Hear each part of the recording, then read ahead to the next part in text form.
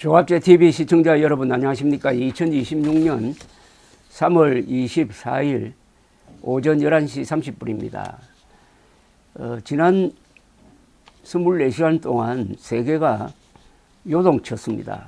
트럼프 대통령이 오늘 이란의 발전소를 폭격하겠다고 예고를 했는데 갑자기 그걸 5일 뒤로 연기한다면서 지금 이란과 고위급 접촉이 있고 이란이 핵무기를 포기하기로 했다.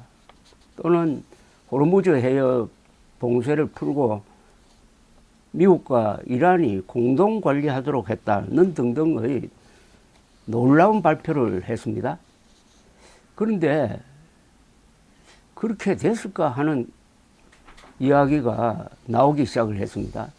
드디어 카운터파트로 지명이 된 이란의 국회의장이 SNS를 통해서 그런 회담 자체가 있어 본 적이 없다고 했습니다. 그 뒤에 뉴욕타임스 등 취재가 이제 기사화되고 있는데 일단 접촉은 있었다.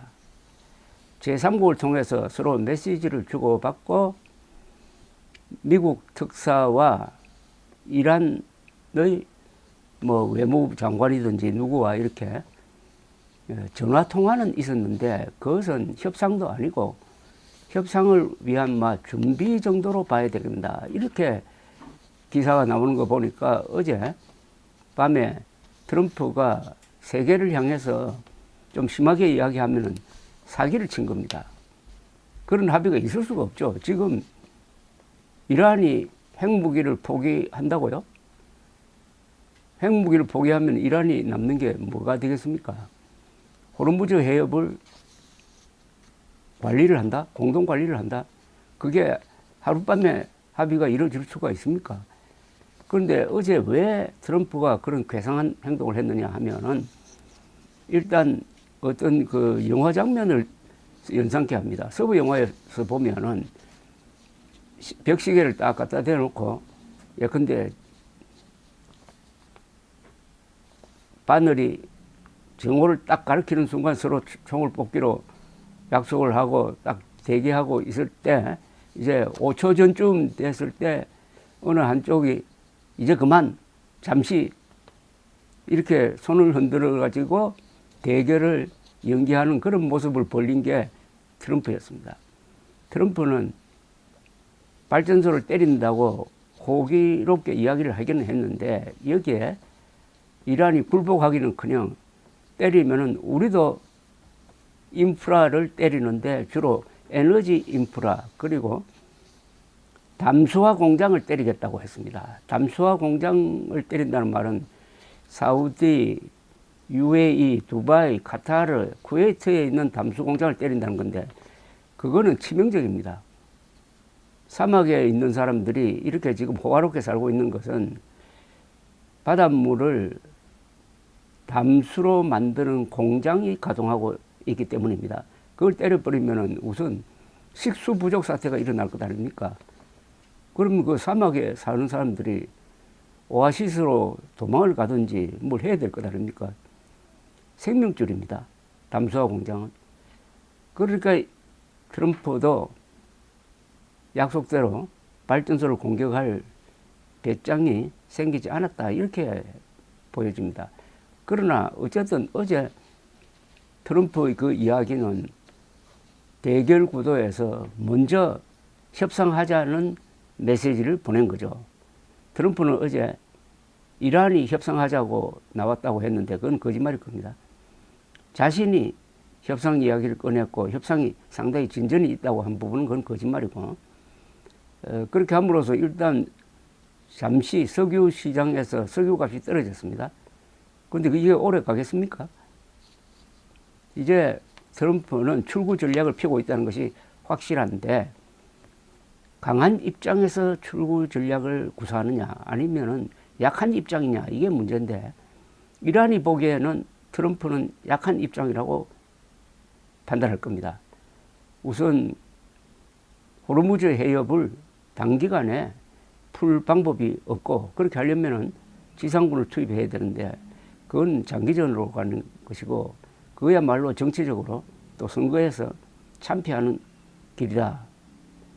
비록 군사작전에서는 얻어맞기만 해서 전투에서는 졌지만은 전쟁 의지를 결정을 하는 이 정치 전쟁에서는 미국이 오히려 몰리고 있다. 이런 판단을 이란은 하고 있다고 봅니다.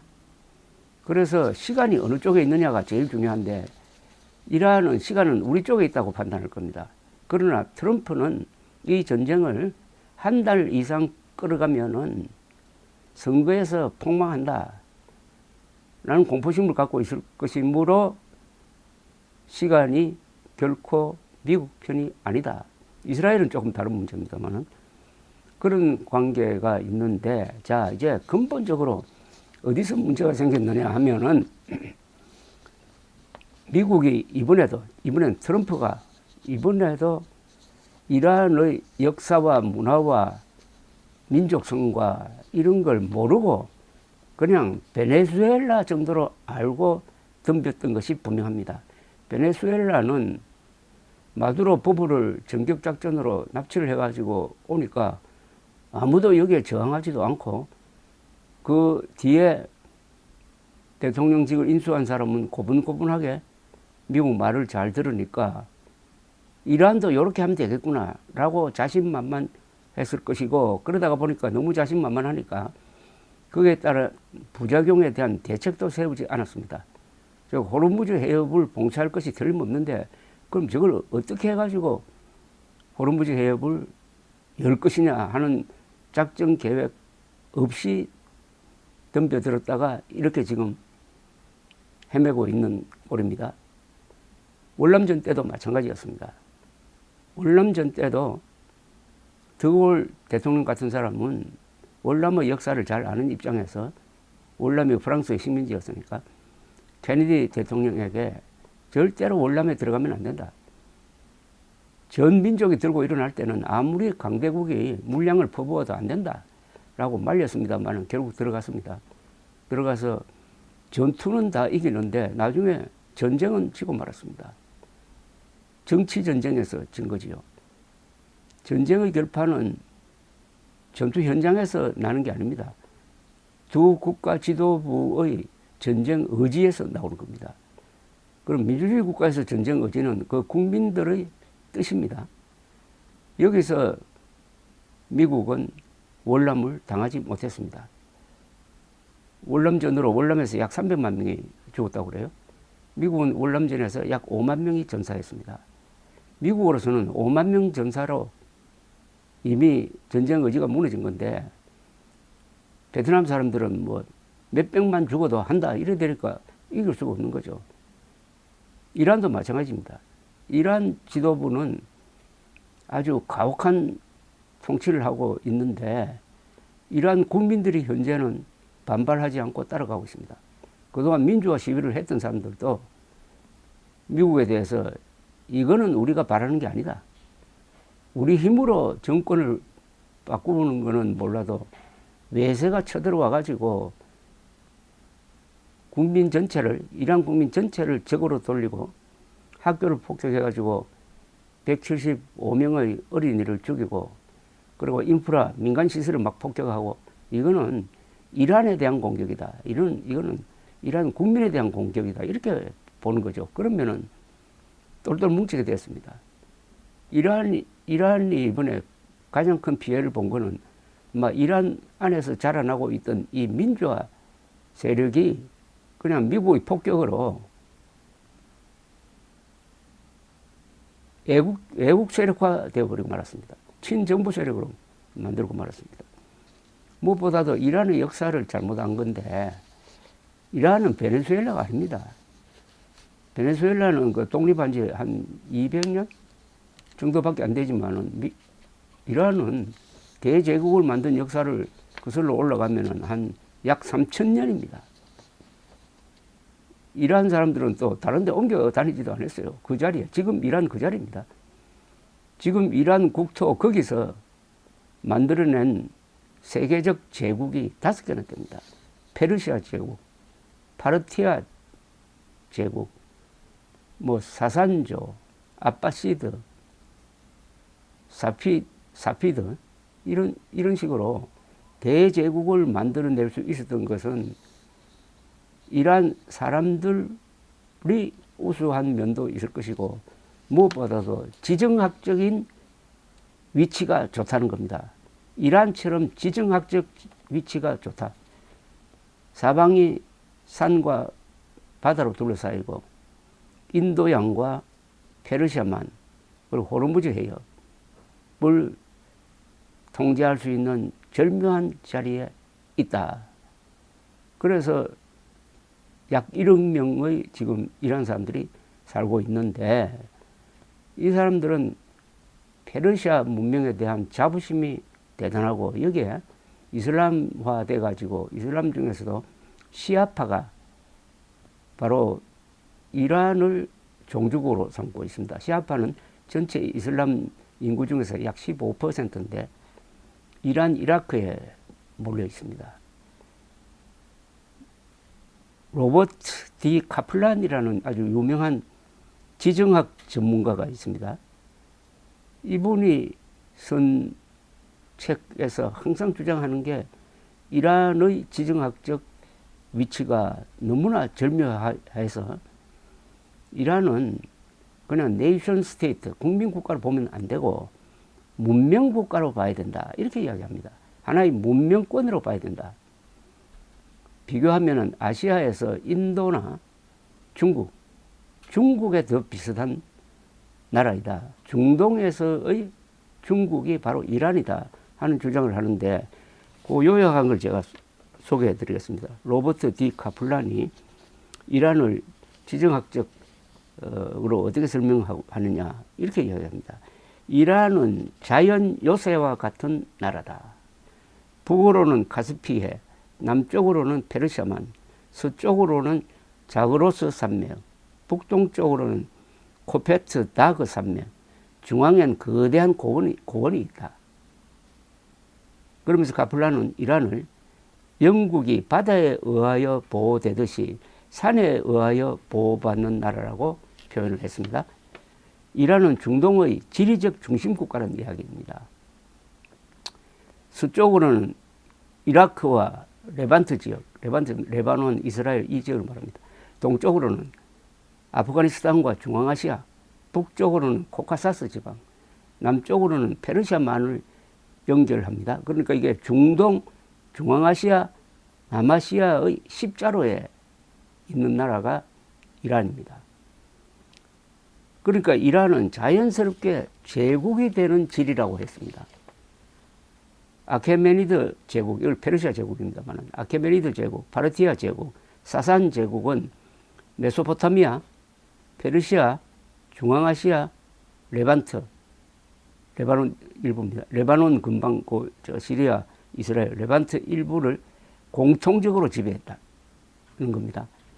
제국이 그 비슷한 영토를 지배를 했다는 것은 그만큼 자연스럽게 이란이 대제국이 될 수 있는 지정학적 조건을 갖추고 있다는 거죠. 카플란은 이란은 역사적으로 늘 제국처럼 행동한다고 했습니다. 이게 굉장히 중요합니다. 이란은 역사적으로 늘 제국처럼 행동한다. 이 말은 이란 사람들은 역사적으로 늘 제국을 운영했던 사람처럼 교양 있게 아주 전략적으로 행동한다는 뜻이 되죠. 이란 하면 하메이니 뭐 그러고 살육, 테러 이런 것만 자꾸 이야기를 하는데 그거는 최근 한 몇십 년 동안의 이야기고 몇천 년 동안 쌓여 있는 이 이란의 문명, 예술은 너무나 대단하다는 이야기입니다. 이란에 대한 가장 큰 오해는 이란 사람들이 아랍이라고 오해하는 겁니다. 이란 사람은 아랍 사람들이 아니고요. 오히려 지금 독일 계통입니다. 독일의 원조죠. 이란 아리안족, 게르만족의 원조를 아리안족이라고 부를 수가 있겠습니다. 그리고 말도 다릅니다. 다만 아랍 문자를 쓰는 점에서는 공통점이 있습니다. 이란은 역사적으로 늘 제국처럼 행동한다. 요걸 만약 이 카플란이 쓴 책을 트럼프가 읽었다라면은 아마 이 기습 작전을 하지 않았을 것이라고 생각합니다. 아, 베네수엘라와는 다르구나. 그리고 그러다 보니까 이란은 중동에서 가장 잘 조직된 국가입니다. 오래됐으니까요. 사우디는 부족 국가, 이라크는 인위적으로 만들어진 국가, 시리아는 분열된 국가, 그러나 이란은 문명 국가란 겁니다. 카플라는 이란은 중동의 가장 잘 조직된 문명 국가라고 이렇게 요약을 했습니다. 이란은 또 시아파의 네트워크를 통제하고 있습니다. 이라크도 시아파가 다수입니다. 레바논의 헤즈볼라, 예멘의 후티도 지금 시아파입니다. 예멘의 후티 반군이 이번에 가만히 있지 않겠다라고 하는데 이 사람들이 설치면은 홍해, 즉 수에즈 운하와 연결되는 홍해를 안심하고 통항할 수 없게 됩니다. 이 카드는 아직 쓰고 있지 않고 있습니다. 이란은 또 해양의 길목을 지킵니다. 즉 호르무즈 해협의 지배자라는 뜻이죠. 카플라는 이란을 자연 요새이고 문명 국가이며 잠재적 제국이라고 요약을 했습니다. 트럼프가 카플란의 책, 여러 책이 있는데 특히 The Revenge of Geography, 지리의 복수라는 책을 읽었으면 이번 전쟁은 시작하지 않았을 것이 확실합니다. 트럼프는 지금 이란의 이슬람 정권을 공격하는 것이 아니라 위대한 문명을 공격하고 문명인을 공격하는 겁니다. 특히 다수 이란 사람들이 그렇게 생각하니까 레이짐 체인지는 이란이 아니라 오히려 미국에서 일어날 줄 모릅니다. 즉 이번 전쟁으로 트럼프뿐만 아니라 공화당 정권이 아주 혼이 나거나 정권으로서는 무너질지 모른다는 이야기입니다.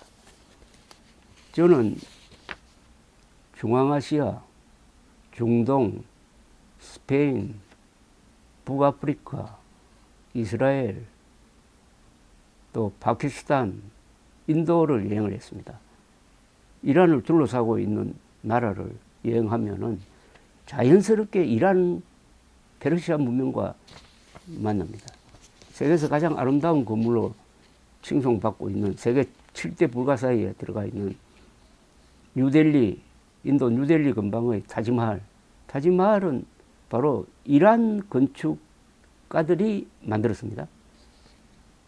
그건 뭐 시기가 한 15, 16세기에 만들어진 건데요. 그러나 그보다 한 200년 먼저 만들어진 또 유명한 건축물이 스페인에 있습니다. 그라나다에 있는 알함브라 궁전. 그것 또한 페르시아의 건축 기술이 만들어진 겁니다. 이슬람이란 종교는 사우디아라비아의 사막에서 시작되었습니다. 그 다음에 다마스커스를 점령을 했습니다. 다마스커스, 시리아 문명을 흡수했습니다. 그 직후에 바그다드를 점령해가지고 지금 이란 지역을 통치하게 됩니다. 아바시드 조였습니다. 아바시드. 이때 비로소 이슬람은 세계 종교가 됩니다.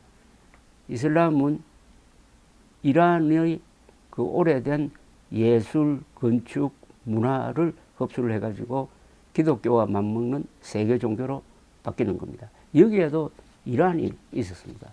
이렇게 설명드리면은 무식한 사람이 아니면은 책 한 권 읽지 않는 사람 또는 책의 첫 페이지만 읽은 사람 아니면은 어떻게 이런 식으로 이란을 침공할 수 있겠습니까?